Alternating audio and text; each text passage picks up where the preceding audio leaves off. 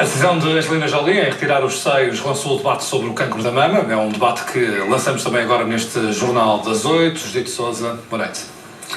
Boa noite, Pedro. Boa noite a todos os espectadores. Efetivamente, este problema que surgiu com a atriz Angelina Jolie acaba por colocar na ordem do dia tudo o que tem a ver com a saúde da mulher, nomeadamente o cancro da mama, também o cancro dos ovários.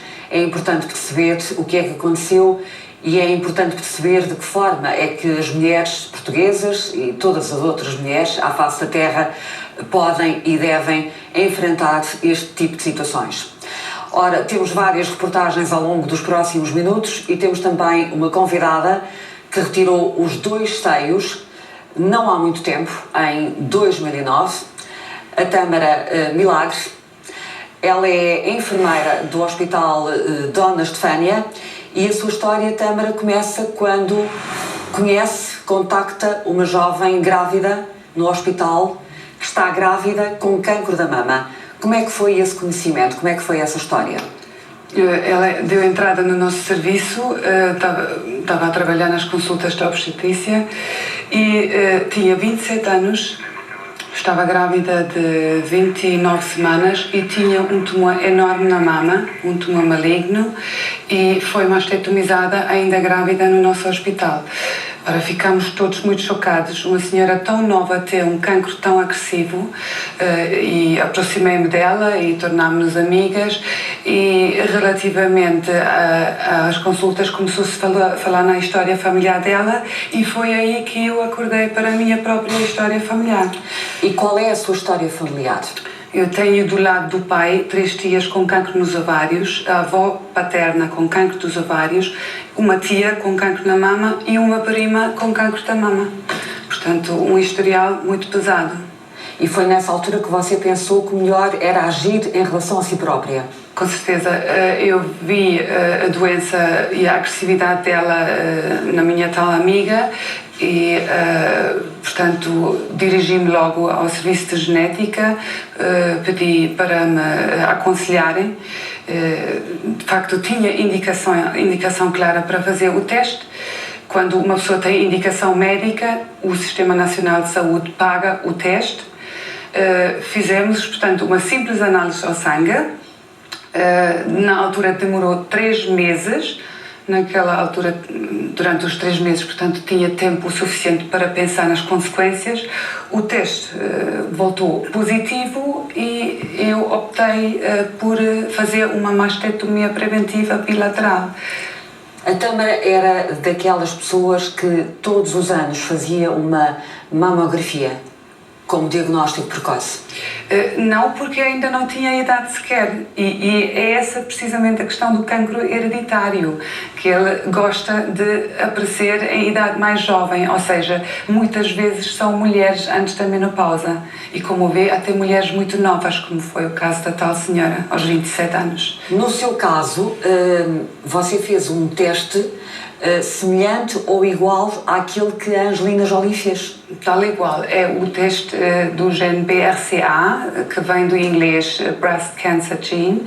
É um gene suposto proteger-nos do cancro da mama, mas uma vez que está avariado, essa proteção muito importante já não existe e por isso é que tem um risco altíssimo para, de facto, desenvolver a doença. O que significa que este teste existe em Portugal e é comparticipado pelo Serviço Nacional de Saúde. Exatamente. O teste é um teste muito específico. É preciso ter uma forte indicação para isso, através de uma história familiar muito pesada. É que só 5 a 10% de todos os cancros da mama são derivados da origem hereditária. O resto são cancros espontâneos. Portanto, uma senhora que tem um cancro esporádico, alguns na família, com uma idade de 60, 70 anos, não é indicação para fazer o teste. Os sintomas e as manifestações de dor e de sofrimento que identificamos no cancro da mama e no cancro da mama hereditário são iguais ou há diferenças? É assim, O cancro hereditário tem uma característica, em alguns casos, de ter um bocadinho mais agressividade do que um cancro esporádico. Como é que se manifesta essa agressividade? Como é que a pessoa sente essa agressividade? O tumor tem um crescimento mais rápido do que... o tratamento em si é mais reduzido. Chamamos, por exemplo, falamos de um tumor triplo negativo, que 80% dos cancros da mutação BRCA1, que é o caso da Angelina Jolie, também o meu, 80% são assim chamados triplo negativos, não são sensíveis a hormonas. São cancros que avançam muito rapidamente até à morte, se nada for feito? Pois, nada for feito, de certeza. Pois. Bom, essa é uma ideia importante. Nós temos uma reportagem, porque contrariamente àquela ideia que existe na sociedade portuguesa, quando se fala de cancro de mama, fala-se de cancro da mama em termos absolutos, e na verdade existem vários tipos de cancro da mama, não apenas um tipo, mas vários tipos de cancro da mama. Vale a pena ver essa reportagem para percebermos exatamente do que é que estamos a falar. Só através destas imagens é possível perceber a diferença entre os vários tipos de cancro da mama. O menos mal é o chamado carcinoma in situ. O facto de ser in situ quer dizer que as células onde ele foi produzido inicialmente estão, digamos assim, um pouco em latência. Não tem um caráter invasivo. E não tendo um caráter invasivo, está em fase inicial. Portanto, uma mulher tratada com carcinoma, que tenha um carcinoma in situ, ao ser operada, fica tratada. Mas estes casos são cada vez mais raros. Se os tumores não invasivos não forem tratados precocemente, têm tendência a passar a invasivos.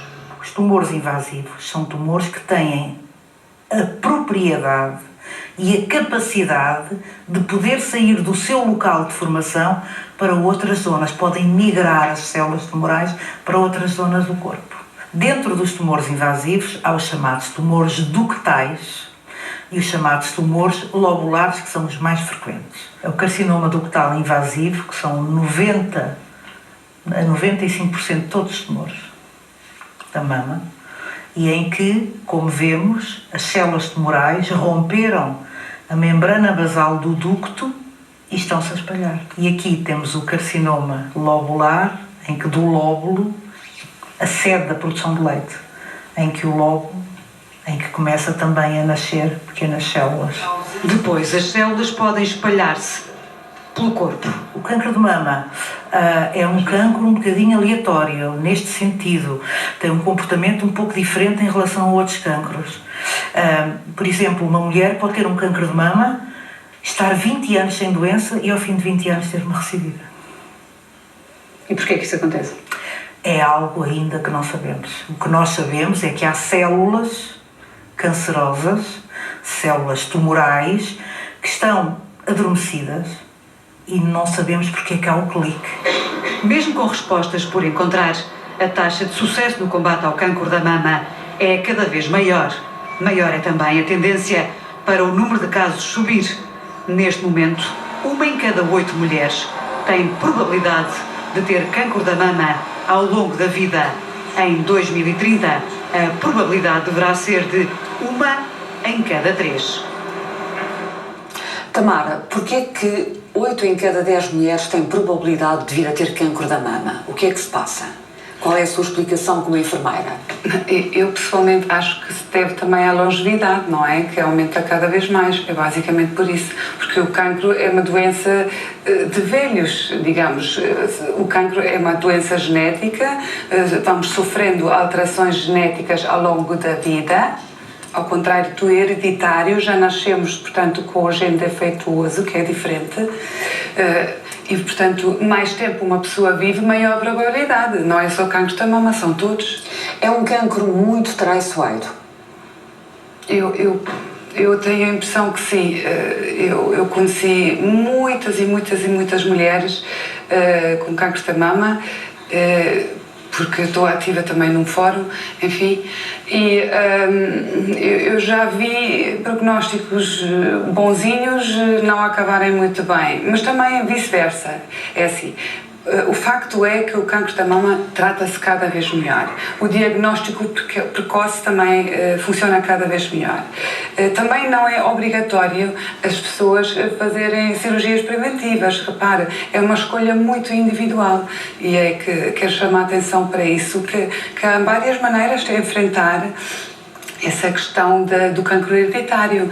Eu percebi com o meu resultado, com 41 anos, planeamento familiar concluído, numa relação estável, a minha decisão, com certeza, é outra do que a decisão de uma mulher jovem de 20 e poucos anos, que se calhar não tem parceiro neste momento e não se vai querer sujeitar a uma cirurgia tão drástica, com certeza. Como é que você formou essa decisão, tendo antecedentes genéticos, quer ao nível do cancro da mama, quer ao nível do cancro dos ovários? Como é que formou essa decisão? Não é uma coisa que se pense de um dia para o outro. Provavelmente esteve muitos dias ou semanas ou meses a pensar no que é que iria fazer à sua vida. Como é que foi esse processo? Não é? O tempo de espera para o resultado do teste, que eram os tais 3 meses, sempre pensando não vai ser nada, mas pensei, se der positivo, eu quero eliminar o mais possível o risco, ainda por cima já tendo 41 anos, porque pela história familiar percebi perfeitamente que não estava muito longe de eventualmente ter um cancro. Nessa fase da formação da decisão, com quem é que uma pessoa se aconselha mais? Com o marido, com os filhos, com os pais, com os amigos? Quem são os grandes interlocutores quando se tem que fazer uma mastectomia? O processo da decisão foi construído com os médicos envolvidos e comigo. Eu não queria assustar ou enervar ninguém antes de ter a certeza de seja o que for. Nem sequer tinha o resultado do teste. Portanto, não costumo falar de um problema antes de ele acontecer. Mas quando recebeu o resultado do teste? Quando recebi o resultado, a minha decisão estava tomada. Ainda no próprio dia, eu depois falei com o meu marido, contei-lhe o resultado do teste e disse que eu queria fazer esta cirurgia para diminuir o risco ao máximo. E ele teve uma excelente reação, dizendo que, seja qual for a minha decisão, ele confia em mim e o que importa é a minha saúde. No caso da Angelina Jolie, ela tinha um risco de 87%. No caso do seu, era de quanto? O meu foi estipulado um bocadinho mais alto ainda, porque adicionalmente também tinha uma mãe com 44 anos com cancro da mama, portanto aumentou ainda mais o risco, acima dos 90, digamos. São cálculos, nunca há números certos, mas são cálculos. Mas era muito arriscado para mim. A Tamara, nessa altura, dirige-se ao Instituto Português de Oncologia. Sim. É lá que decide fazer a intervenção. Exatamente. Como é que isso foi? Fui, portanto, encaminhada a partir das genéticas Estefânia, fui encaminhada para consulta de cirurgia no IPO Lisboa. Eu acho que o IPO é o melhor sítio possível para uma pessoa se tratar quando tem um cancro. É um hospital altamente especializado, com um pessoal muito bem formado e são todos mesmo pessoas extraordinárias. Mas a decisão de retirar os 2 seios, sim. Como é que isso foi na relação com os médicos? Já que percebemos nos últimos dias que há uma certa divisão ao nível da classe clínica, digamos assim. O próprio cirurgião comentou comigo, está a tomar uma boa decisão. Ainda a semana passada fiz uma preventiva e já tinha um carcinoma in situ na mama. Portanto, ele estava perfeitamente do meu lado, ainda por cima, cirurgião, mas percebeu perfeitamente. Que tipo de operação é esta do ponto de vista da dor, do pós-operatório? A pessoa acorda no dia seguinte da anestesia, põe a mão no peito e não sente rigorosamente nada, é como se fosse uma parede vazia. Que tipo de sensação é essa? Para já há várias técnicas de mastectomia preventiva, como também de reconstrução. Eu pessoalmente optei na máxima redução do risco, tirando mesmo tudo, pele e mamilo, e depois, durante a operação, é colocado um expansor por baixo do músculo peitoral. O que é um expansor?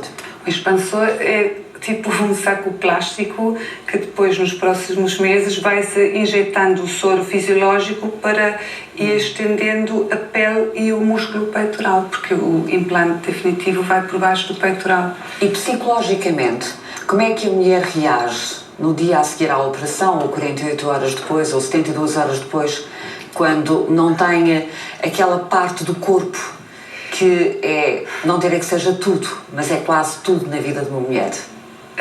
Por mim, não se coloca assim essa questão. Eu não me defino através das minhas mamas unicamente.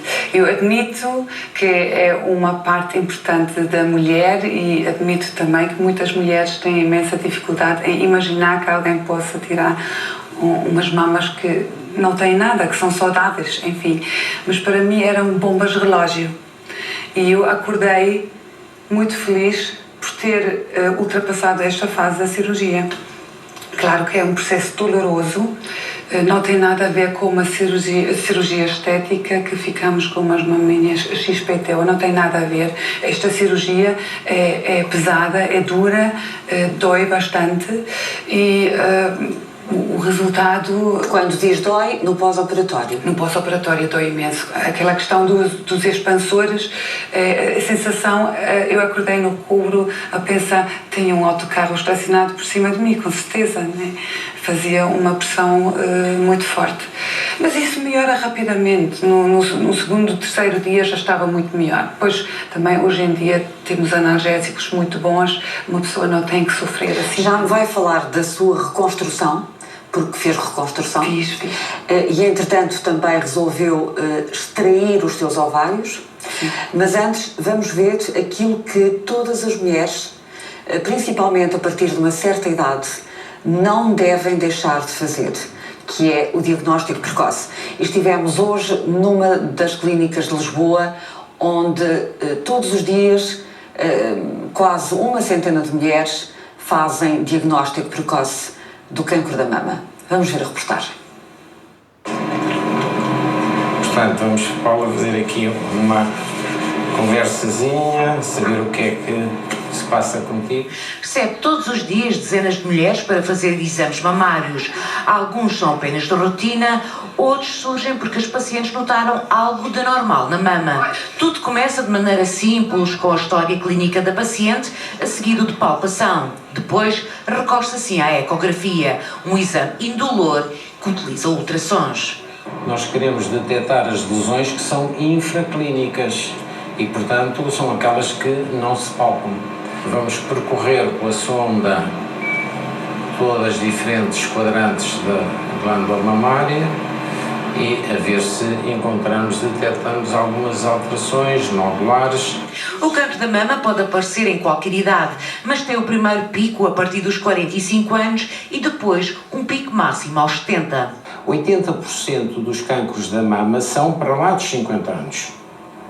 Portanto, é a altura em que a mamografia, portanto, é importante ser feita, de preferência anual. 80% dos cancros são esporádicos. Não tem nada a ver com fatores familiares, que são à volta de 10%, máximo 15%, e à volta de 5% os genéticos. Vamos agora fazer uma mamografia. Portanto, é um exame com compressão da mama, é preciso... Sim, agora vamos ser para aqui e eu já cá venho. Com a ecografia e mamografia, já é possível o médico ter uma ideia do que se passa. No caso desta senhora tem várias lesões, o quisto que tem características ecográficas perfeitamente próprias, definidas, assim como esta que permite-nos dizer isto é uma lesão suspeita de lesão cancerosa e isto é um simples quisto sem importância. Mas se tudo estiver bem e não surgir nenhuma lesão suspeita, os exames ficam por aqui. Mas as pessoas quando saem daqui têm que ir tranquilas. Caso surja alguma dúvida, o Dr. Passos Ângelo passa à fase seguinte. A ressonância magnética dá-nos a possibilidade de obter à volta de 2.200 imagens permite estudar a mama sobre diferentes aspectos, morfológico, estrutural, dinâmico, dá-nos a possibilidade de estudar, portanto, por exemplo, seios que são muito densos, seios em que é difícil a mamografia dar-nos uma noção. No fim de tudo, surge a biópsia, o último passo neste processo. Aqui é que é, digamos, a verdade.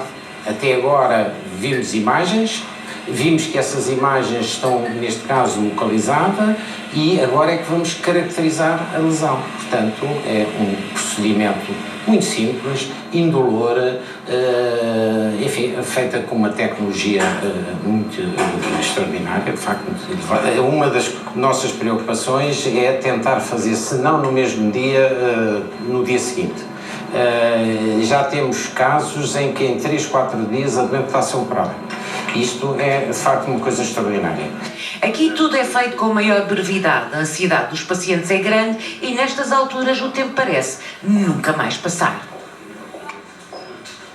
Tamara, no seu caso, entre o momento em que entra no IPO e o momento em que é operada, quantos dias passaram? Lembra-se? Eu fiquei à espera da cirurgia alguns mesitos. No entanto, foi mais rapidamente do que se pensava, porque saltei para uma vaga. Às vezes há pessoas doentes oncológicos que não estão aptos para a cirurgia naquele dia e saltei para essa vaga. A circunstância de, nessa altura, com 41 anos de idade, você ter 2 filhas, uma de 2 e outra de 9 anos, influenciou a sua decisão? Você pensou no futuro das suas filhas, que poderiam eventualmente ficar sem mãe?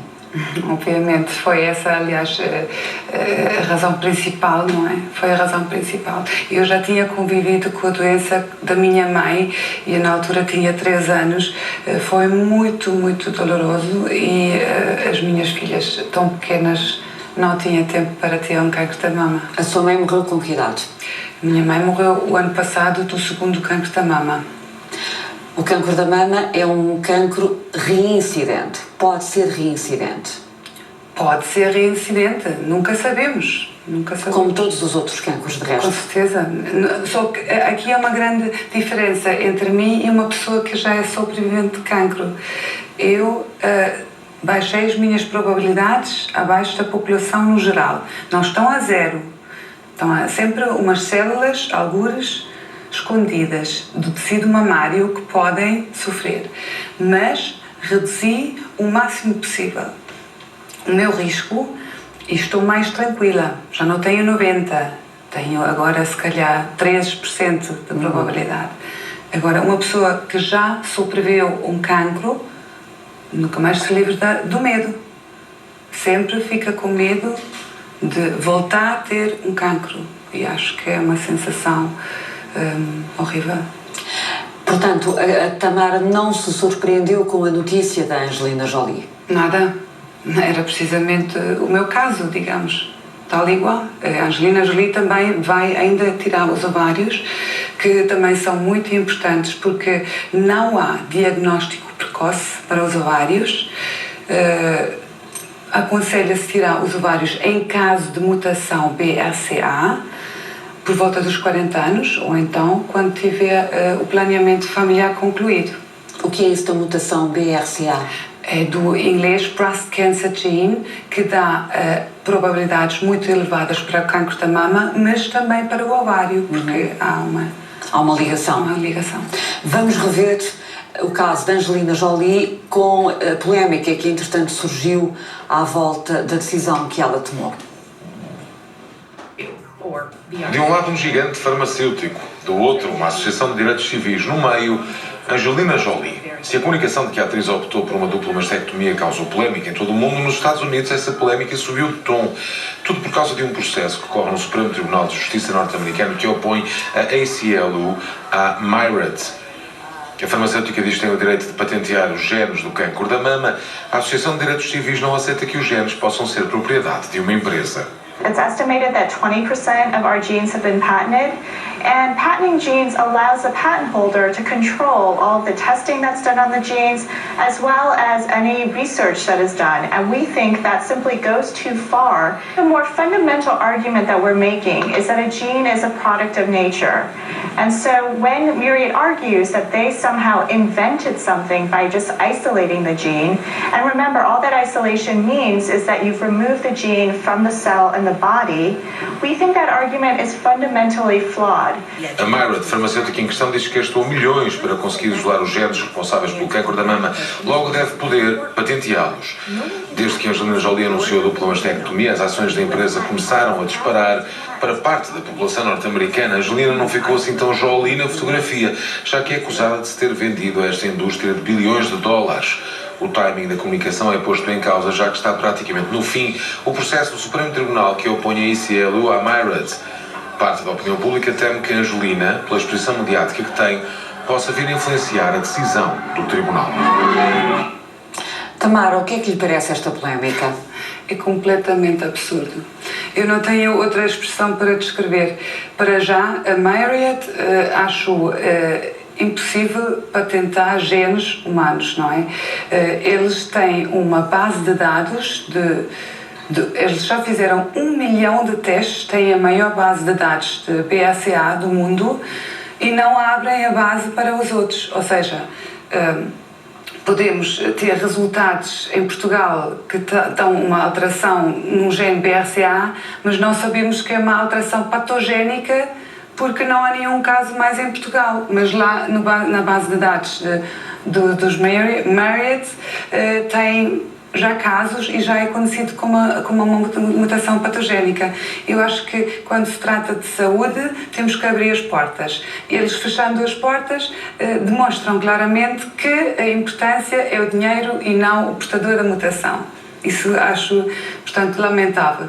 Do resto, a Angelina Jolie é uma das mulheres mais ricas do mundo. Não precisava disto para nada.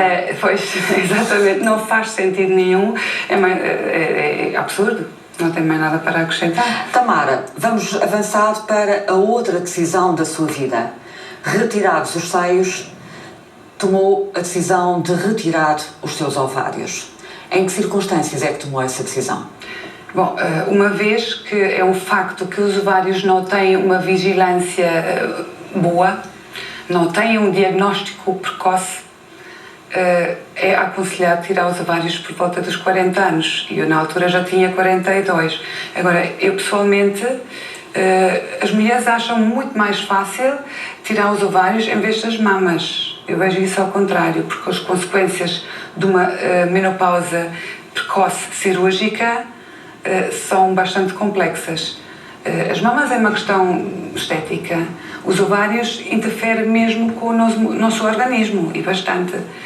Mas... em termos de complexidade de operação, de cirurgia? Muito menos invasivo. Eu fiz isso com uma laparoscopia, portanto, com os furinhos, assim chamados. Tenho 3 furinhos na barriga e resolveu-se assim facilmente. Pós-operatório, como é que foi? Não foi nada de especial. Não se pode fazer esforço durante algum tempo para a estrutura lá dentro poder cicatrizar, mas impecável. Não tem comparação possível com a mastectomia. Como é que foi depois a sua reconstrução mamária? Então, o expansor foi, portanto, injetado periodicamente até chegar a um certo volume, e então deixa-se esse expansor criar assim uma bolsa, digamos, fica lá mais um bocadinho e meses mais tarde, isso depende de cada caso, meses mais tarde é trocado pelo implante definitivo, que então já encontra uma cápsula perfeita e tem menos risco de fazer uma fibrose, aquelas fibroses. Cápsula. Esse processo é um processo semelhante ou diferente daquele que as mulheres utilizam para pôr os seios maiores ou para reduzir os seios? É diferente porque quando estão a aumentar os seios não tiram o tecido mamário, não é? Põe-se lá adicionalmente um implante, acho que, não sei, não sou médica nem sou cirurgiã, mas acho que é por baixo e traz o tecido, portanto, eu, tendo implantes de silicone, tem esta parte, por exemplo, mais fria. Não tem a mesma temperatura do... Você tem cicatrizes no seu peito? Tenho. Tem muitas cicatrizes? Tenho uma cicatriz daqui até ao meio, dos dois lados. E como é que você reage todos os dias com essa imagem? Com a maior naturalidade, porque foi a minha escolha, nunca me arrependi, livrei-me destas minhas bombas relógio e agora estou com cicatriz e então também tenho uma cicatriz de apendicectomia, não me chateia. De que forma é que todo esse processo interferiu ou não com a sua vida sexual, com a sua vida íntima, com a sua libido, com a relação com o seu marido? Há muitas mulheres vítimas de cancro que dizem que a partir do momento em que fazem mastectomia, os maridos passam a olhar para elas com outros olhos. Eu acho que as mulheres querem implementar muitas coisas nos homens que de facto não acontecem, ou seja, estamos a complicar a nós próprias a nossa vida, a pensar que os homens olhem assim assado para nós. E não é nada disso. Não, eu acho que encaram o processo com mais naturalidade do que nós, porque importante para eles é a nossa saúde. Para que serve a mama bonita se a mulher está mortalmente doente? Homens, digamos, mentalmente saudáveis pensarão assim, outros não pensarão assim. Pois, haverá sempre exceções, infelizmente. Até porque ao longo da história, e essa é a nossa outra reportagem, os seios foram sempre tratados, quer ao nível da escultura, quer ao nível da pintura, das mais diversas artes, e mesmo a nível cinematográfico, como uma parte essencial da feminilidade da mulher. Vamos ver. We saw your boobs, we saw your boobs. In the movie that we saw your boobs. Meryl Streep, we saw your boobs in Silkwood. Naomi Watts in Mulholland Drive. Angelina Jolie, we saw your boobs in G-Up. They made us feel excited and alive. Foi momento polémico dos Oscars deste ano, vindo dos Estados Unidos, o país onde se fazem mais implantes mamários no mundo. O país que exporta a moda que não define apenas cortes e tecidos, mas também as formas do corpo da mulher. E de onde surgem todos os anos sutiãs com novos formatos capazes de autênticos milagres.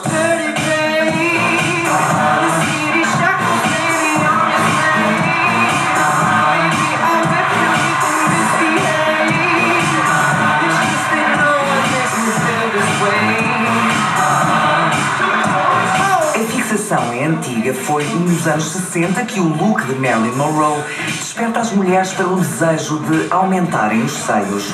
Mas foram precisos 30 anos, até aos anos 90, onde se dá o boom do silicone.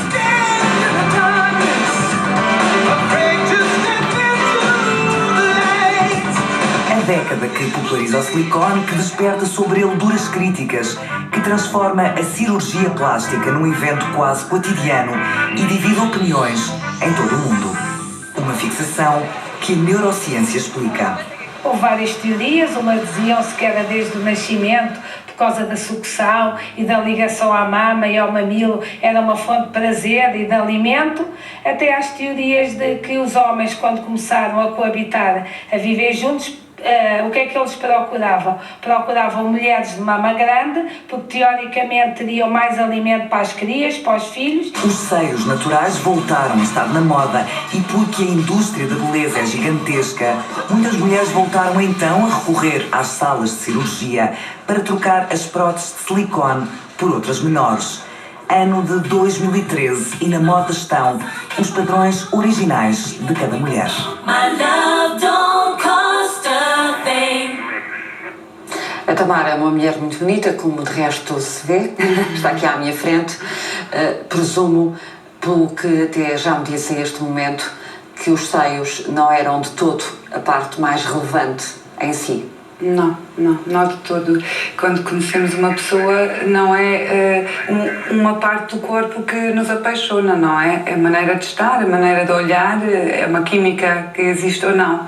Entretanto, foi decidido criar, há cerca de 2 anos, uma associação de apoio a sobreviventes do cancro hereditário. E as suas famílias. Basicamente, de que é que trata esta associação, que julgo ser desconhecida de muitas portuguesas? e portugueses. Pois, quando eu tive o meu resultado, a minha primeira vontade era falar com alguém na mesma situação. Mas não havia, não acontecia, não havia para onde ir. Eu, uma pessoa saudável, vou-me dirigir para onde? Para desabafar. O meu medo, a minha ansiedade, tomar as minhas decisões. E nessa altura fui à procura de pessoas na mesma situação e fui à consulta do risco familiar no IPO Lisboa. Pedi para me meter em contacto a doutora Fátima Vaz, que está à frente do risco familiar mama-ovário.